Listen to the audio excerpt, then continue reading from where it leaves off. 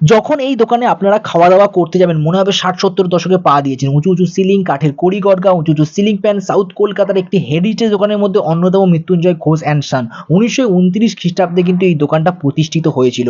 এখানে ১২ মাস কড়াইশুঁটির কচুরি পাওয়া যায়। শুধু কি কড়াইশুঁটির কচুরি? এছাড়াও এখানে ১২ মাস ফুলকপির সিঙ্গারা পাওয়া যায়।